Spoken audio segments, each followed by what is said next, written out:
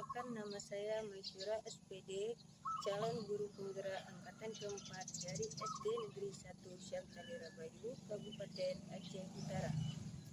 Dalam kesempatan kali ini, saya akan menampilkan jurnal monolog tugas modul 3.1 demonstrasi konseptual pada materi pengambilan keputusan sebagai pemimpin pembelajaran. Bagaimana video saya? Mari kita simak selanjutnya. Dalam modul 3.1 ini, sudah kita pelajari tentang pengambilan keputusan sebagai pemimpin pembelajaran. Nah, dalam kehidupan sehari-hari kita sering dihadapkan pada suatu masalah maupun situasi yang mengharuskan kita untuk mengambil sebuah keputusan.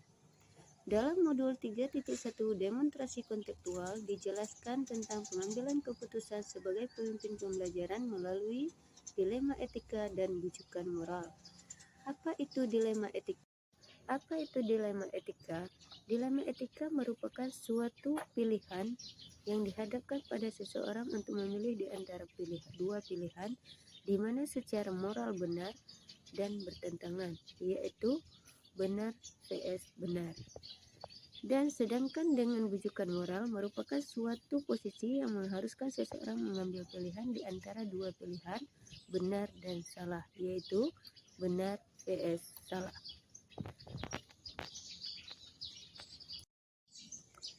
Adapun langkah-langkah yang akan saya lakukan untuk mentransfer ilmu pengetahuan yang sudah saya dapatkan dari program guru penggerak, yaitu dengan menerapkan beberapa program yang sudah saya rencanakan. Yang pertama, saya akan berkoordinasi dulu dengan kepala sekolah, yang mana kepala sekolah merupakan seorang petinggi jabatan yang ada di sekolah.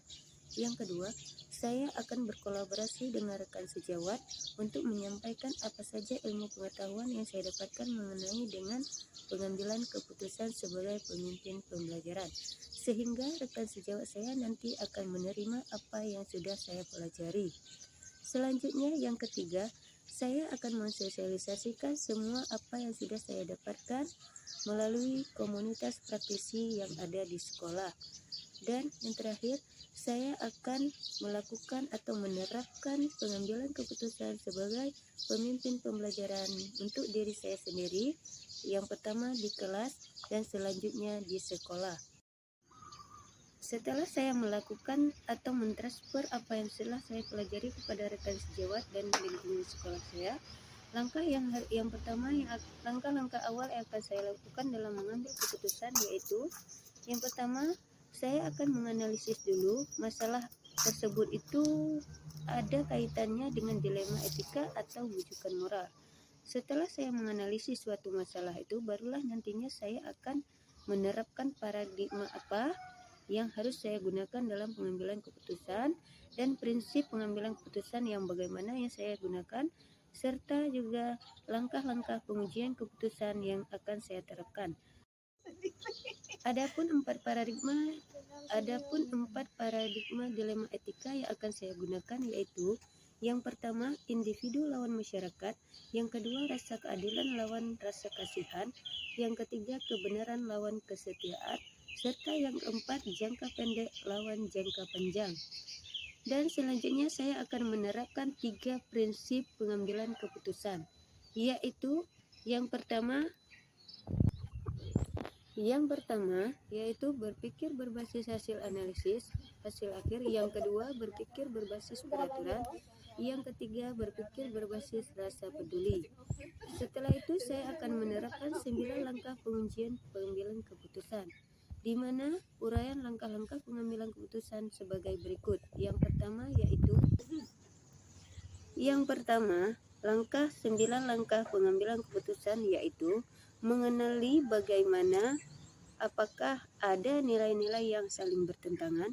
Yang kedua, saya akan menentukan siapa yang terlibat dalam masalah tersebut. Yang ketiga, mengumpulkan fakta-fakta yang relevan. Dan setelah mengumpulkan fakta, saya akan melakukan pengujian benar atau salah. Selanjutnya, setelah saya melakukan pengujian benar atau salah, saya akan melakukan pengujian paradigma benar lawan benar. Dan selanjutnya langkah ke-6 yaitu langkah pengujian keputusan melakukan prinsip resolusi. Langkah yang ketujuh, pengujian keputusan investigasi opsi trilema. Dan selanjutnya langkah yang kedelapan, yaitu saya akan melakukan pengujian keputusan, yaitu dalam membuat keputusan akhir.